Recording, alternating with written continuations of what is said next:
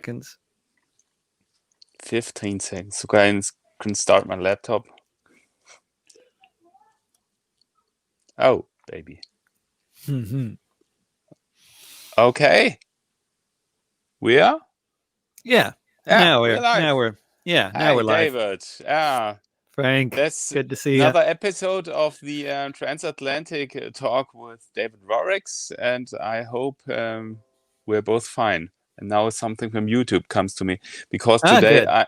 I'm broadcasting with my iPhone, and there could be some news from everything. So Oh, nice. So we're broadcasting we're broadcasting on my platforms and yours at the same time, are we now? no, it's just my iPhone, and Yeah. so Notifications. there are notifications and some such things. So Yeah. so you are fine, and Yeah, the fires are only not they're not burning in Oregon anymore. They've California is on fire, but Oregon is not as much on fire. So the air quality here in Portland has improved a lot, and that was the main problem happening last time we talked. Actually, when we talked last time 3 weeks ago, the air quality index in Portland was over 500. So it was like by far the worst air quality of any city on Earth. Yeah. And that was just before we left town was when we talked. So we left the city for a few days. But so in our little lives in Portland, that's been fairly dominant. But of course, also other things, lots of other things. And Trump said the government of California is responsible. Yeah. Bad forest practices are responsible. Bad forest. No climate change. Okay. No, so. no, it's just. I mean, as if, it's amazing. I mean, although the logging practices of the past century have been very much part of the problem for the forests, but cutting down all the trees, because the old growth forests are much better at fire. They like fire, but the young forests, they just get destroyed. Like the tree farms, much of the West Coast is tree farms now, kind of like Sweden, actually, which is also often burning lately. But it's, of course, it's also climate change, and it's not, it's not just that the forests need to be cleaned up or something. It's that they should not have been destroyed, in the past century in the first place. That's true. That's a big. And so the fires are still active in California, and in Oregon there is nothing anymore, or no, there's still fires in Oregon, but just nothing really close to the city of Portland. And because they really are not the main point with when they fight the fires, they're just trying to keep them out of the cities, basically. And the small towns, they just get sacrificed if there's not enough firefighters available, or if the fire is just too big or spreading too fast. Then they concentrate on saving the cities, but they don't always succeed. I mean, some actual cities have been really ravaged by fires. Like 3 years ago in Santa Rosa, 20 blocks of Santa Rosa were destroyed, and that's like a real city. That's not a little town. But there's no end in sight that you can say there's a time when you can really extinguish the fire, or they're still burning. Yeah, here in Oregon, they're saying that maybe it'll be burning for a few more weeks. But in California, they say now the fire season is basically all year long. I mean, it doesn't end. Okay. Yeah, it's here. There's still something you could call a fire season, and you're not going to have fires burning in the winter when it's raining here. But California, it just doesn't rain that much anymore. Not consistently enough. No, never rains in Southern California. I mean, not enough. And before we start the broadcast, I read a little bit about news in Portland, and there was an incident that a police car was driving into a demonstration. Can you say something about that? Yeah, I think there's been. I think I just saw a tweet about that, and I don't know any. I haven't Yeah. seen any details about it. But yeah, there have been there have been at least, I think, 70 different cases that have been sort of anybody has kept track of, that I've heard about. 70 in the U.S. of people driving vehicles into crowds of protesters. That's happened Okay. 70 times in the past few months, and then sometimes it's police cars doing it.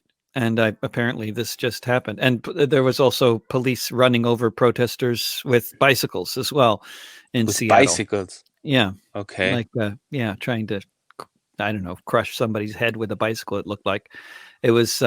Yeah, that's really just the police brutality all over. It just continues every day, and all over this country, and every day in Portland.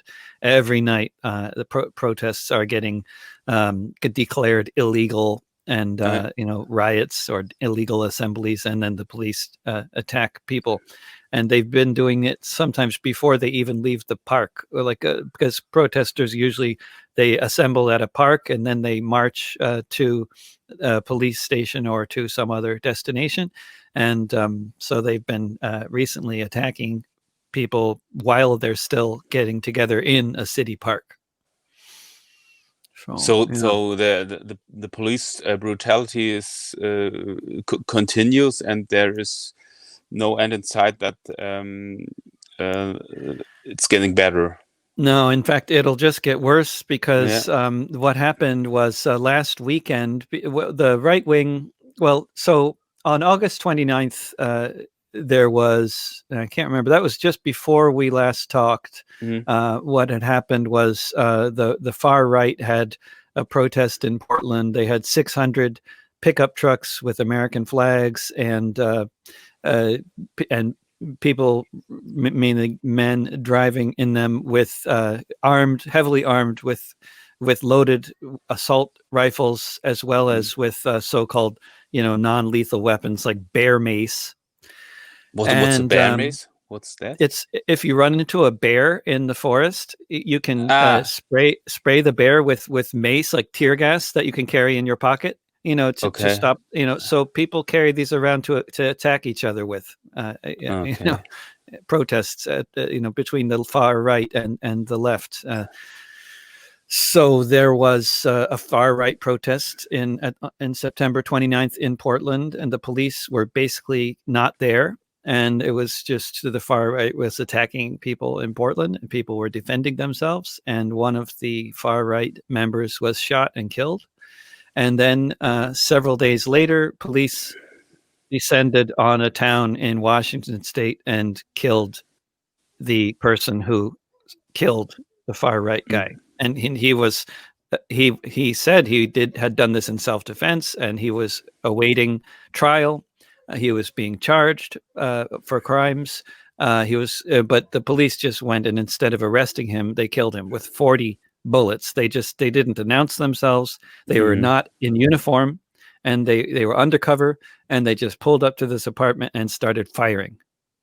So they killed this man named Michael Raynol, and that was on September 3rd.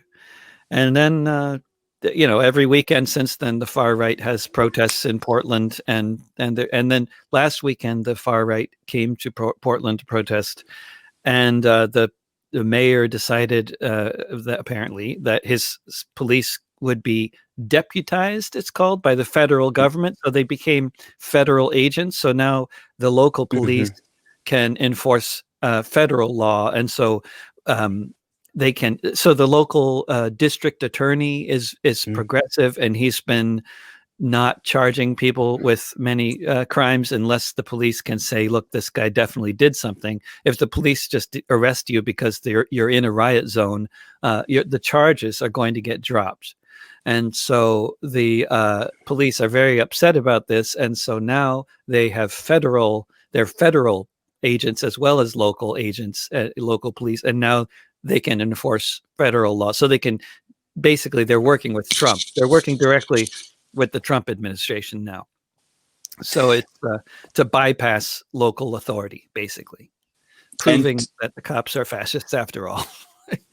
and do you think the most people in the police and the military are in favor of Trump, and they support his system all the way, no matter what he's doing.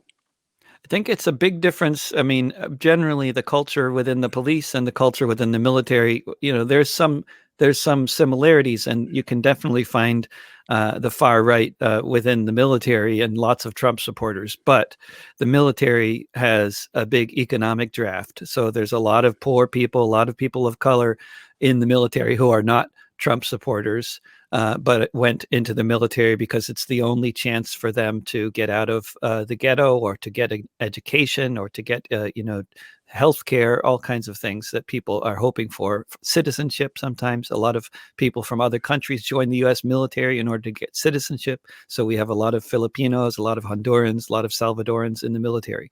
So it's the military is a very mixed bag. But the police forces, which that's a different story. The police are very well paid. They're in most cities, they're overwhelmingly white men.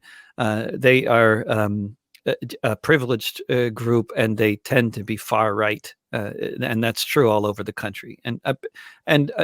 Speaking of the far right within the police, that's also been an issue to a lesser extent in Germany recently. I've heard about some news in Germany about the far right. They're looking at the government investigators are looking into the far right within the police. They had to disband an entire local police branch somewhere. Yeah. Yes, in North Rhine-Westphalia, part of country here where there's a lot of industry, and that's the biggest state in Germany, and they have got a lot of police officers that really tend to the far right, and the minister that is in charge for that don't want to have an investigation towards racism in the police.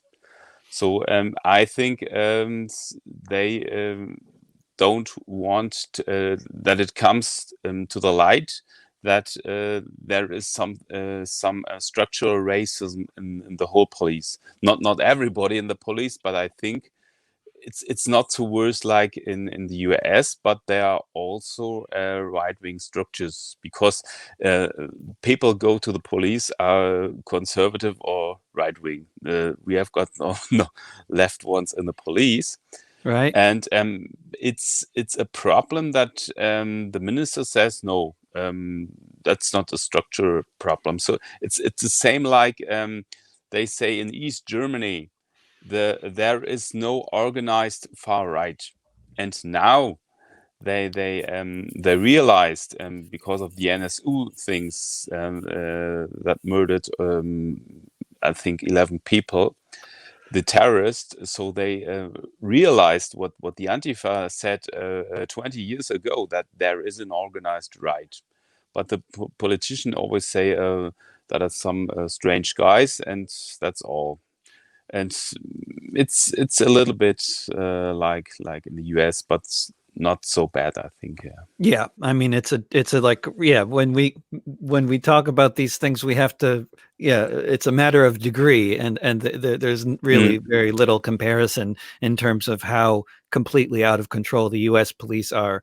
I mean, it's a totally different situation, but it's also interesting that the police do in all over the world, it seems, the ranks of the police, who is attracted to the job is often far right. And this has also been, I often mention this study because it was so interesting, I thought, and I don't know how common these kinds of studies are or how easy they are to do, but in Greece, how people vote depends on where they work. And so outside of the police stations in Athens, it's very easy to figure out the political bias of the police. And so at a time, I believe in 2012, when Golden Dawn, the fascist party in Greece, was getting 7% of the vote overall, they got 50% of the police vote. Okay. I mean, so half of the cops in Greece are fascists, and I don't think that's unique to Greece. Yeah, no, that's a problem, and I think more and more people are tending to these opinions.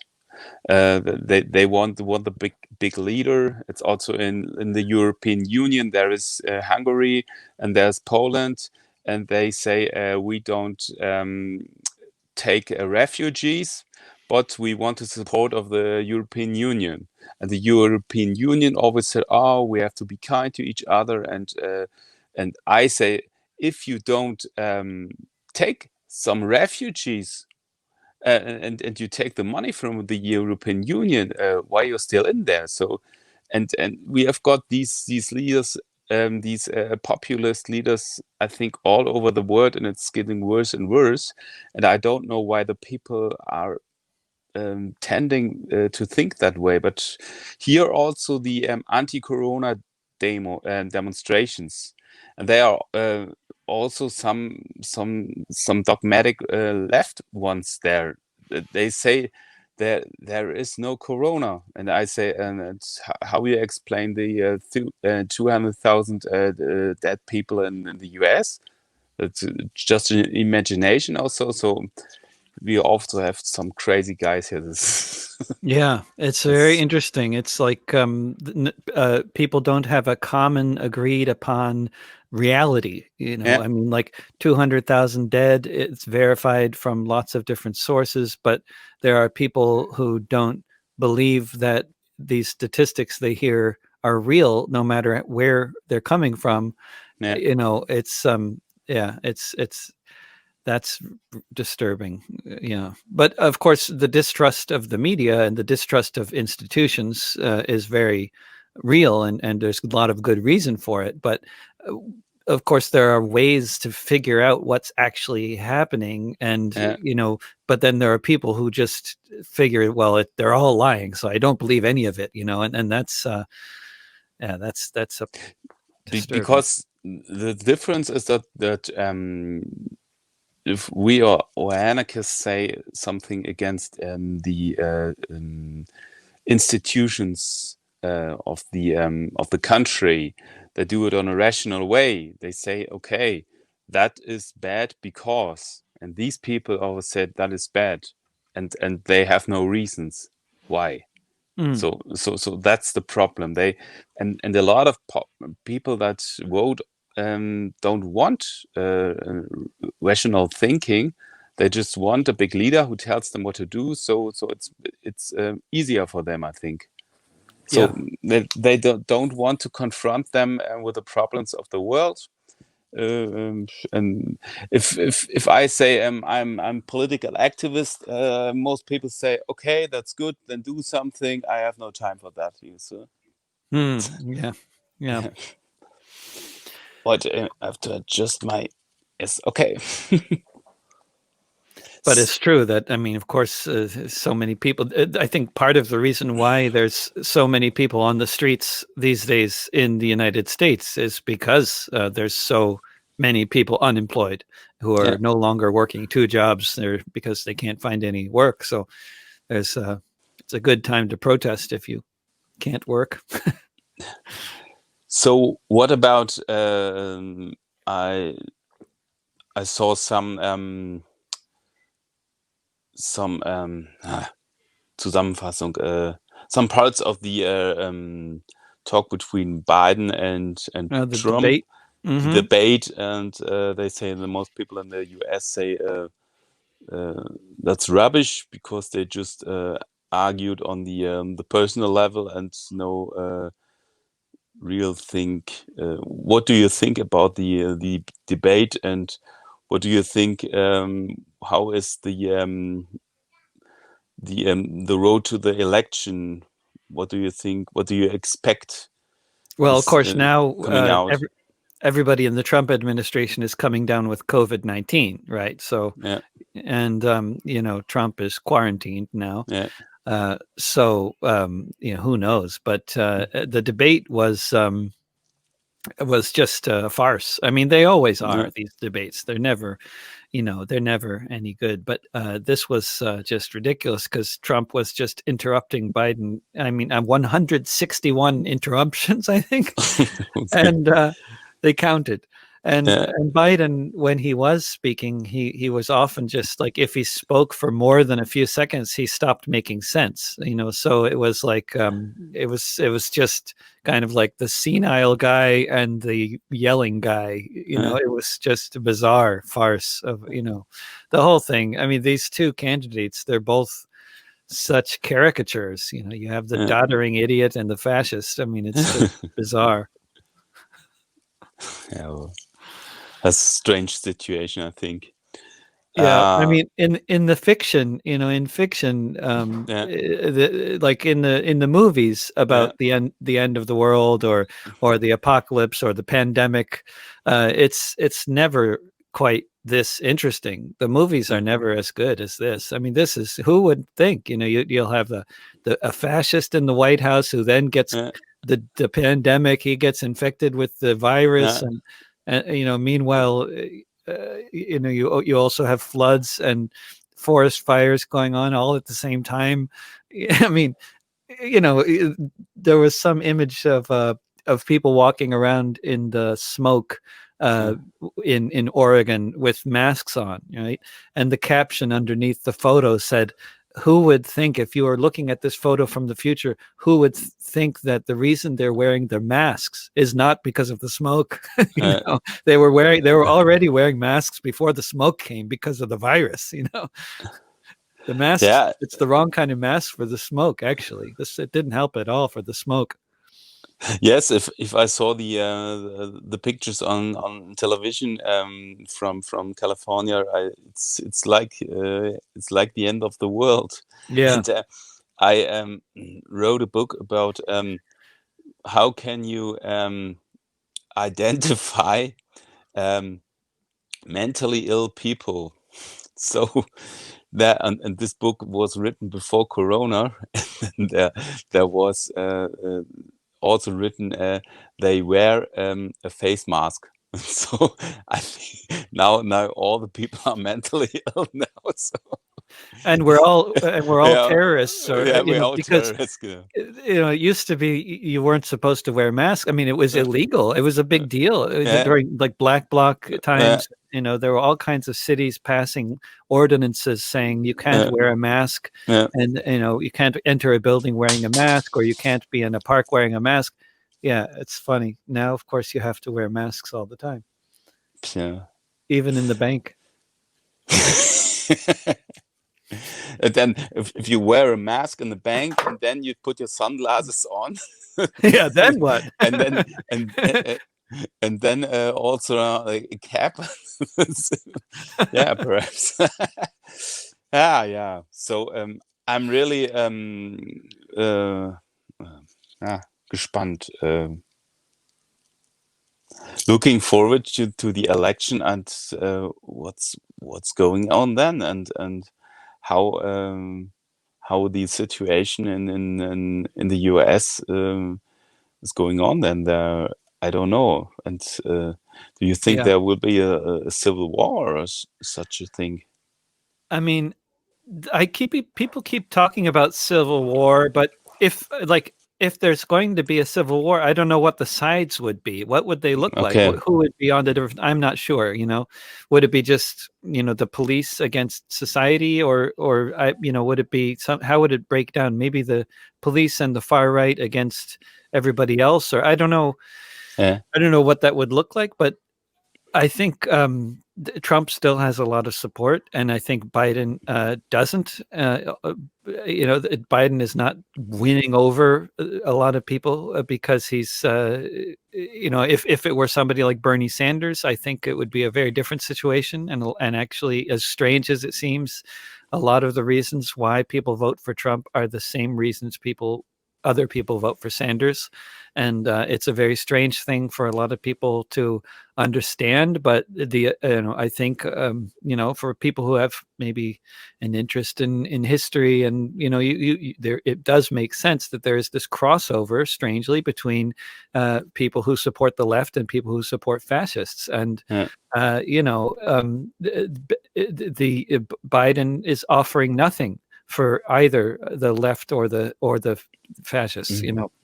Mm. So he offers only things, he's speaking the language of the bankers and the real estate developers, and trying to appeal to the base of his party's support without actually giving them anything that they are looking for. Like some kind of security or some kind of future, or some kind of a society where everything doesn't always keep on getting worse.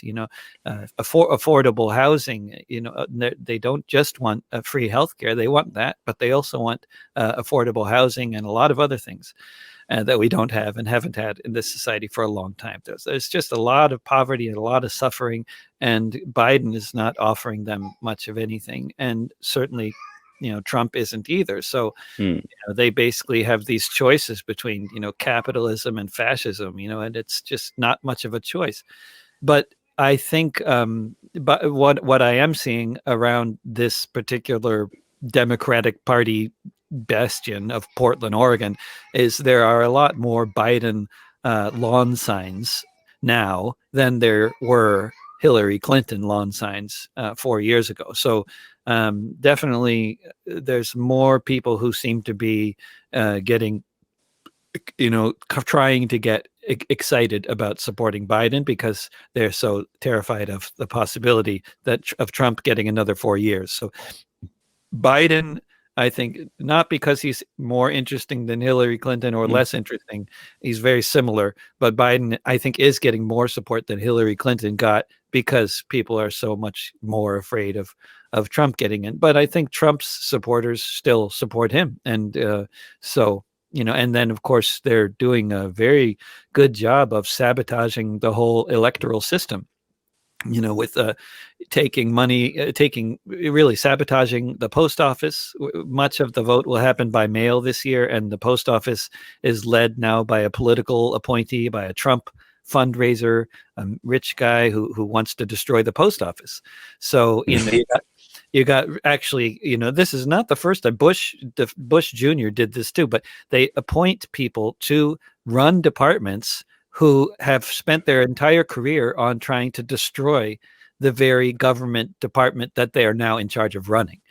So the guy who's in charge, who's now currently still in charge of the Bureau of Land Management, he spent most of his career suing the Bureau of Land Management, and now he's in charge of it. So, this is happening with a bunch of different departments, and then they're run by what's known as acting heads. So they're not actually even run by people that Congress has voted for or against. They're just what's called an acting head. So Trump just appoints somebody and then Mm-hmm. never really gets them approved by the Congress. So, and he can just drag that on apparently for years. So it's now a government largely run by, basically political appointees who have not been approved by anyone in Congress. So it's a Is very unusual situation. is there a chance that out of the protest movement, Black Lives Matters, and the anarchist and communist movement, that there will arise a third power that besides a Democratic and Republican Party, or is there no chance? There's something called, I mean, in terms of electoral politics, the system in the U.S. is really set up to make it extremely difficult for any third party to get anywhere. So it's really the winner take all system, which is very different from any of the European democracies in terms of that's why in all of the pretty much all, almost, I guess, all of the European democracies outside of Russia, I mean, you have many more than two parties. Often at least three major parties in most European countries. Whereas here, it's just it's been two parties for a very long time, and it's it's been a very, very long time since a third party got anywhere. But there is something called Movement for a People's Party that seems hopeful. Maybe that it'll get somewhere eventually. I don't know, but I think really here, more than in other sort of bourgeois democracies in the United States, change happens mostly on the streets because politicians are responding to things happening in society. And there's also, to some extent, local politicians, some democratic control over local politics. And if when you have radicals getting into power in politics, it's generally on the local level. But most cities are run by real estate developers anyway. It's not like the left has much success in local politics either. But I think when you see massive protests and riots going on all over the country at the same time, that is definitely having an impact, and it is affecting policy, in all kinds of ways. I mean, it's hard to say exactly what affects policy because, like, for example, you have in the United States right now, renters are $21 billion behind on rent. So, because of the pandemic. And so the CDC, the Centers for Disease Control, have put out a moratorium, a ban on evictions until the end of 2020. So most people can't be evicted, like for non-payment of rent because they lost their job during the pandemic. They can't be evicted for that. So there's a tsunami of evictions that will be coming, but it's not here yet. So why do they keep on putting this moratorium on evictions out there? Is it because they really care about the people, or they were so worried about COVID-19? Maybe. But it might also be that they're worried about what would happen in society if they tried to evict 40 million people at the same time. It's not going to work out very well for them, I think. So I think they're because, and why, they're afraid of what might happen. It's they're of the popular revolt possible. So it's not about who's voting for whom. It's this is both Republicans and Democrats who are going to be passing more bills to bail out the. Oh, wait. Getting a Okay. phone call. Okay. No problem. Talk on. I mean, I think both parties will be bailing out the renters and the landlords and a lot of other parts of the economy eventually, because they're going to they'll have to do that because of what happens on the streets, or what might happen on the streets. But it's not that but most of them are working for the landlords and for the real estate developers and the banks and the big corporations. They don't, they're not interested in the welfare of the people. Otherwise, they would have done something a long time ago, to solve the problems here. So you think there's only a chance for more radical system changing politics on the local level? So I remember you certainly know Jello Biafra. Yeah, and he was he was running for mayor of San Francisco. in San Francisco, and I think he was becoming fourth also. Oh, go away there.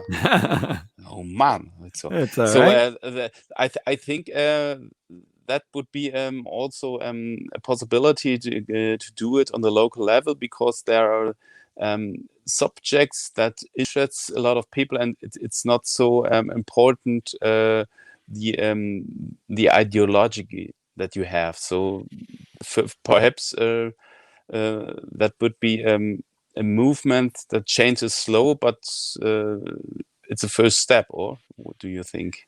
Yeah, I mean, I think running for local office can be a very good thing to do in terms of having a platform and getting to talk to a lot of people. But if unless you're going to win, and unless you're going, yeah, I mean, if you're going to just lose, then I think there's a lot of other things you can do that are more useful than running for office and losing. Yeah. Because in the end, there's a lot of campaigns you can be involved with on the ground that can really change people's lives. Whereas an election, it's unlikely to change people's lives unless you win, and then unless you actually get a majority in the local city council or the local county or something. But at least if you get into office, but if you're just going to run for the sake of, giving speeches, I think there's other things that are more useful. But I don't know. I wouldn't want to prescribe what people should do. It depends on what people think might work, or where people are motivated, or, there's a lot of tactics, I think, that can be potentially effective, but it's certainly not any way that I want to spend my time or efforts. No, that's also not my aim. I think we have to have a movement that it's outside the office politics, and I think hopefully the movement now in the US keeps on also after the elections, and that would be perhaps a great chance. Yeah, it's so hard to say, because I mean, some of the best movements I think that have happened over the past few decades have happened when there's been Democrats in the White House, in terms of like movements in the U.S., like Occupy Wall Street and the global justice movement that started with Bill Clinton, and but it's so it's possible, but at the same time, it's really hard to say, because like. When Obama came to power, long before Obama came to power, actually, the anti-war movement just kind of shrank to just about nothing, because it turned out, as some people have pointed out, it was made up largely of Democrats, and so even though their party is very pro-war, most of the Democratic voters are not. But then when a Democrat comes to power, then you'll find a lot of Democratic voters are not going to protest their policies, but still the movement. So while the anti-war movement during Bush was huge in numbers, I think other smaller movements that happened during Democratic administrations have had at least as much impact on society, and they've been more militant, and like Occupy Wall Street, and like the global justice movement, and engaging in direct action, and a lot more civil disobedience, and a lot like the movements that are happening now, which currently the movement in the streets now, whether people want to call it, Black Lives Matter, it's fine to call it that. That's what it's about. But when you get out on the streets of Portland and other cities, what you'll find is people of all ages who have been very much involved with other past movements. So you'll find all kinds of folks that you might not have seen on the streets since Occupy Wall Street, or since the global justice movement, or since Black Lives Matter in 2014, or they're all out in the streets again now, lately. So I hope there will be a change. Hopefully in the US, it's getting better. It's getting hopefully a change in the whole world, that there is a movement that is going on, and destroys the global capitalism. Yeah, it's a good. Hopefully, it's a good start. You have to dream a little bit, I think. Yeah. So it was nice talking to you, and we hopefully see us next month then. Yeah, definitely. Okay. Great talking to you, Frank. Yeah. Okay. We'll Bye. catch up next month if the world isn't over. If the world hasn't ended by then. Okay. Take care. Bye. Take care. Bye.